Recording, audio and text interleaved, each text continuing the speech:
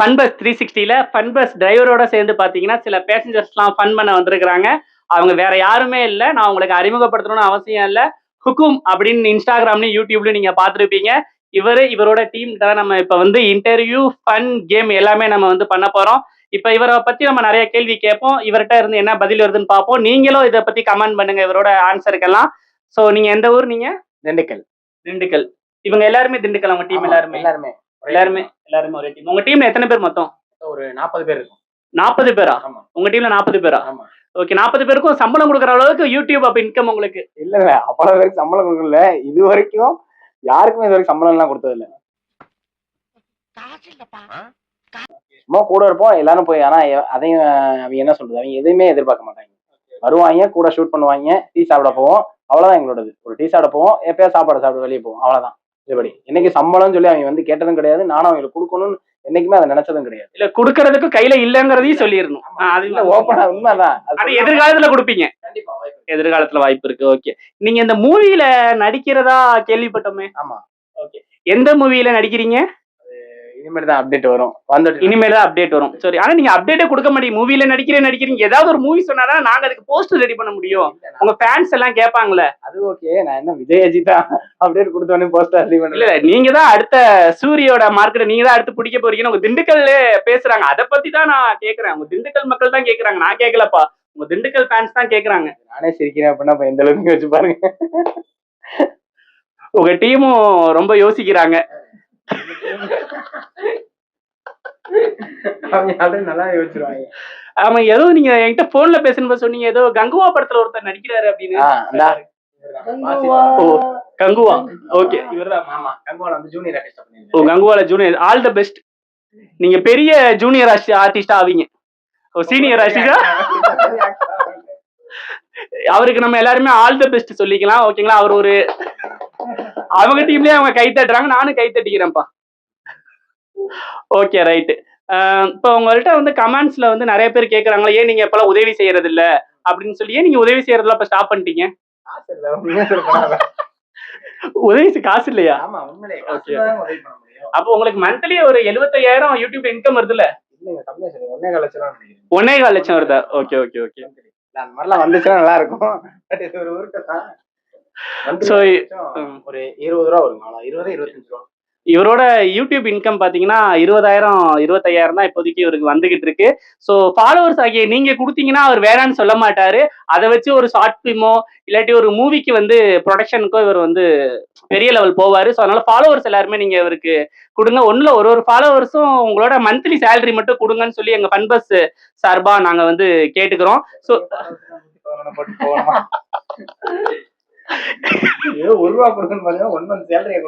ஆமாப்பா. அப்ப உங்க ஃபாலோவர்ஸ் எல்லாம் வெறியர்கள் இல்ல உங்களுக்கு. பப்ஜி, ஃப்ரீ ஃபயருக்கு அப்புறம் தமிழ்நாட்டுல யாருன்னு பார்த்தோன்னா வந்து ஹுக்கும் தான் ஃபேமஸ்ங்கிறாங்க.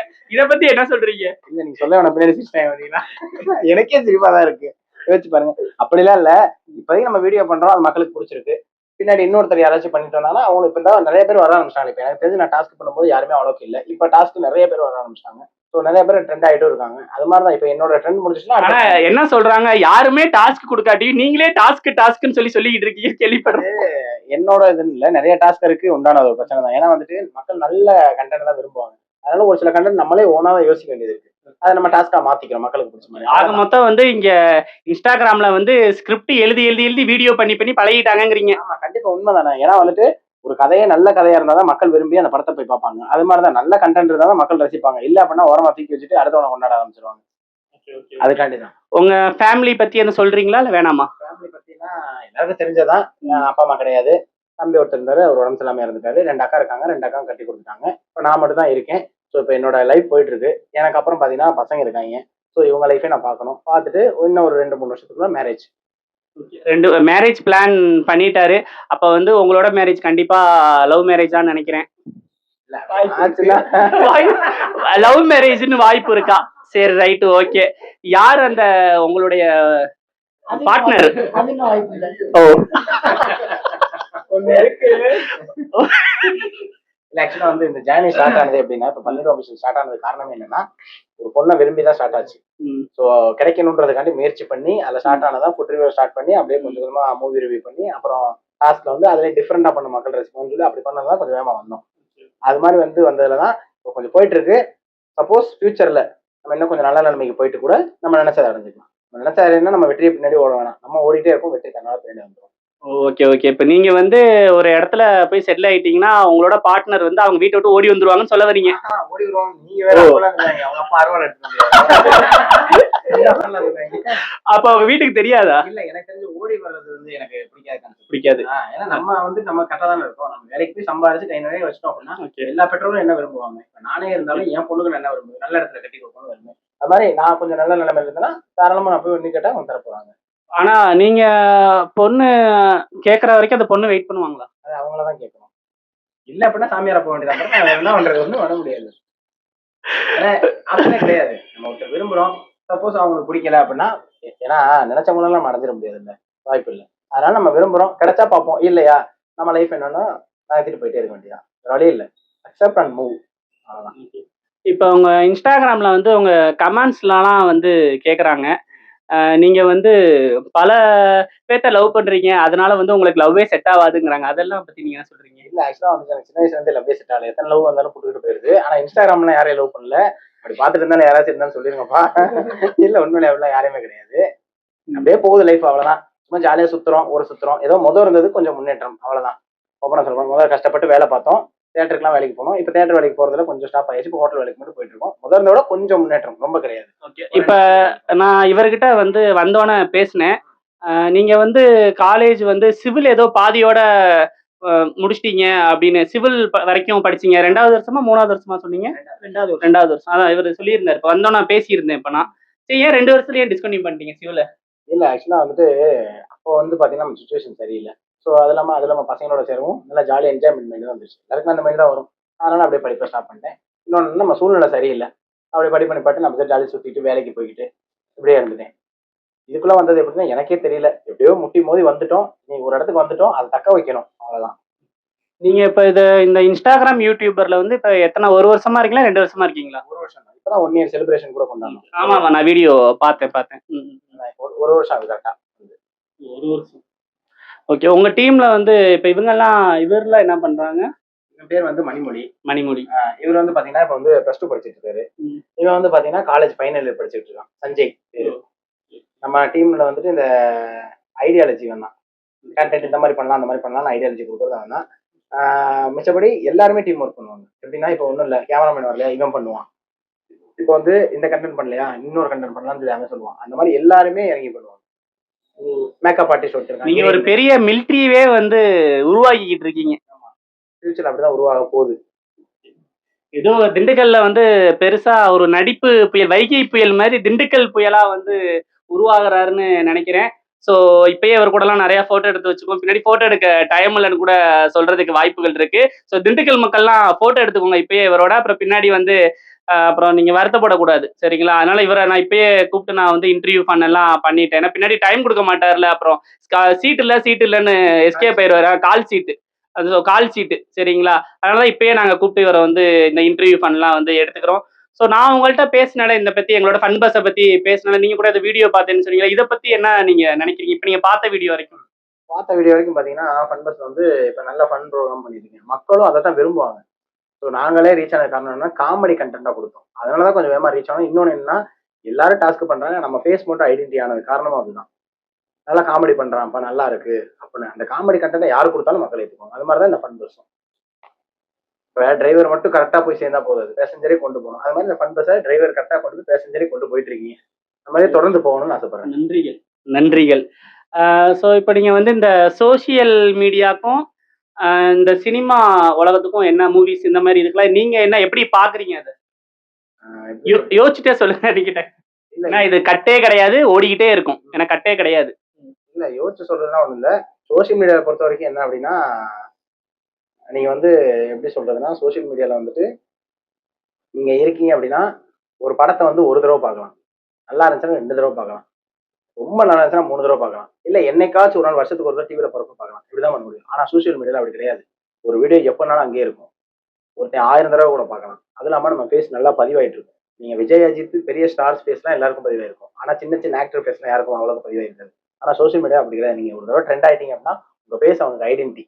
ரோட்ல நடந்து போறப்ப கூட இவரா அவரான்னு சொல்லுவான். அதை விட சினிமாவை தாண்டி சோசியல் மீடியா அவ்வளவு பவர். அதான் நீங்க இப்ப சொல்றது என்னன்னா, நான் வந்து விஜய், அஜித், சூரி இவர்களெல்லாம் மிஞ்சி நான் தான் சோசியல் மீடியால பவர்ங்கிற மாதிரி தானே சொல்ல வரீங்க. அந்த மாதிரி சொன்னீங்கன்னா அவ்வளவுதான். எல்லாரும் அப்புறம் விளக்கம் எடுத்துட்டு வந்துருவாங்க. அந்த இல்ல மாதிரி நீங்க சொல்றப்ப சோசியல் மீடியா வேஸ் மூவின்னு வச்சா சோசியல் மீடியா தான்டா பவர் அப்படிங்கிறீங்க. இல்ல யாரா இருந்தாலும் எப்படி சொல்றதுன்னா, யாரா இருந்தாலும் நல்ல பெரிய இப்ப ஒரு குளத்துல தண்ணி இருக்கு அப்படின்னா, நிறைய தண்ணி இருக்கு அப்படின்னா அந்த குளத்தை தூக்குறது கஷ்டப்படுவோம். அதே கொஞ்சம் தண்ணி இருக்குன்னா ஏமாத்திக்கிறோம். அது மாதிரிதான் சோசியல் மீடியாவும் சினிமான்றது. சினிமான்றது ஃபுல் குடம் தண்ணி. நீங்க தூக்கிட்டு போறது ரொம்ப கஷ்டம். தூக்கிட்டு போய் அதை இறக்கிட்டீங்க அப்படின்னா உங்களுக்கு ஈஸி. ஆனா சோசியல் மீடியா அப்படி இல்ல. அரை குடமா இருந்தாலும் தூக்கிட்டு போயிடலாம். முட்டி மோதி எப்படியாச்சும் போயிடலாம். ஏன்னா அது நம்ம கண்ட்ரோல். சினிமா அப்படி கிடையாது. சினிமானா நீ அங்க நில்லு இங்க நில்லுவான். உங்களால நடிக்க முடியாது. ஆனா சோசியல் மீடியா அப்படி கிடையாது. நான் வைக்கிறதா சட்டம். என் கேமரா இங்கதான் இருக்கும். நான் இப்படிதான் நடிப்பேன். அந்த மாதிரி போயிடலாம். உங்க நடிப்பு திறமை வெளிப்படுத்தினா நீங்களும் சினிமாக்குள்ள போகலாம். இப்ப சோசியல் மீடியால இருக்கிறவங்க சினிமால ஜெயிக்க முடியுதா ரொம்ப ஈஸியா? எனக்கு தெரிஞ்சு மேபி 80% ஜெயிக்க முடியுது. ஏன்னா வந்துட்டு வந்து பிளாட்ஃபார்ம்ன்ற ஒன்னே கிடையாது. நீங்க சினிமாக்குள்ள போகணும்னாலே போகணும். ஃபர்ஸ்ட் எடுத்துக்கிறதுக்கு சொல்றேன். சட்னி சாம்பார் ஊத்தணும். ஜூனியர் ஆர்டிஸ்டா உள்ள போகணும். அப்புறம் உங்க ஃபேஸ் ரிவீல் ஆகணும். கொஞ்சம் கொஞ்சமா உள்ள போகணும். ஒரு நல்ல டேரக்டர் உங்களை பார்க்கணும். நீங்க நடிப்பு திறமைன்னு சொல்லி கேட்கணும். அதுக்கப்புறம் உங்களோட சின்ன சின்ன ஆக்டிங் பண்ணணும். அப்புறம் தான் அப்படி பிடிச்சி நிறைய ஆக்டர் தான் வந்திருக்காங்க. விஜய் சேதுபதியா இருக்கட்டும், யோகி பொம்மன்னா இருக்கட்டும், இந்த மாதிரி நிறைய பேர் அப்படிதான் வந்திருக்காங்க. இப்போ அதிகபட்சம் அந்த இன்ஸ்டாகிராம்ல இருக்கவங்க தான் உள்ள வராங்க. எதனால அப்படின்னா இன்ஸ்டாகிராம்ன்ற ஒரு பிளாட்ஃபார்ம் இருக்கு.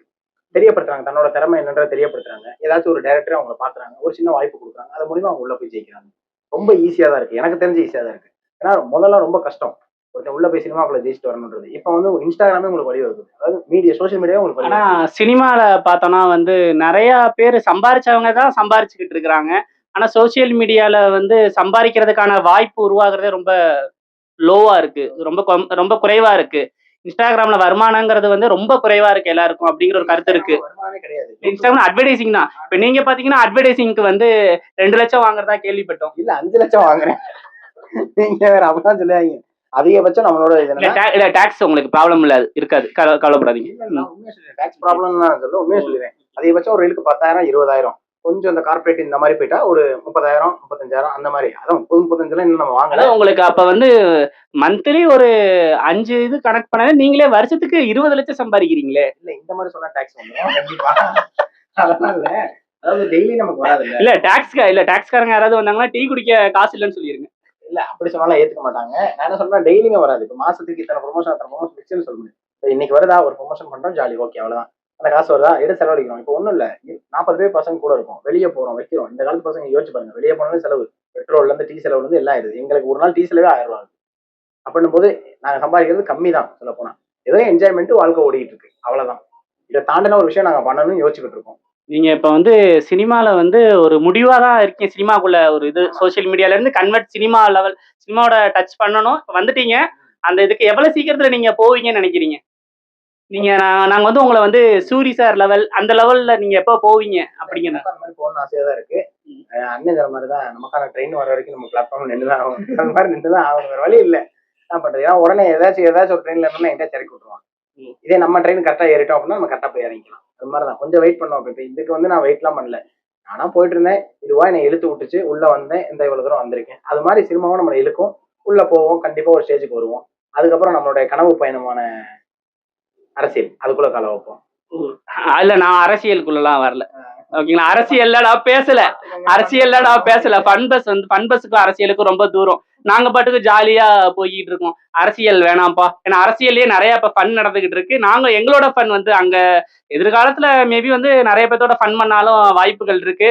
ஸோ எங்க ஃபன்னும் அரசியல் ஃபன்னும் சேர்றதுக்கான வாய்ப்புகளும் இருக்கு.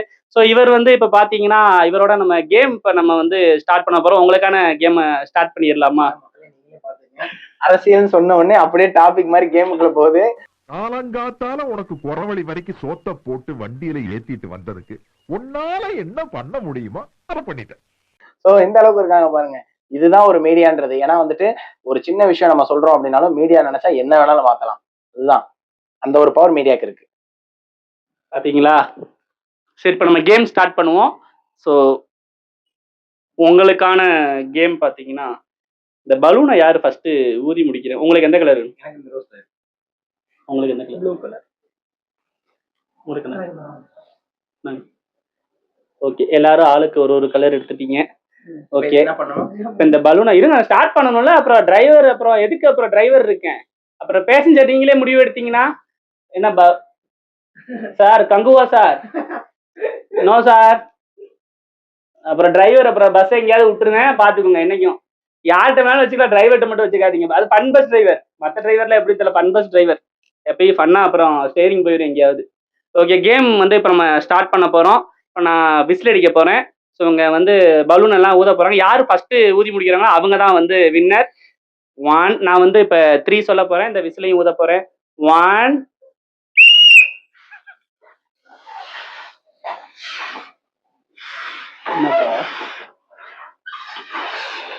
காத்துதான் பலூன் பேசு.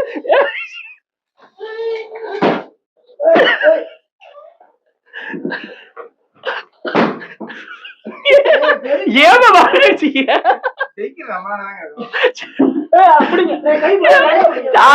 டிரைவர் இருக்குடா.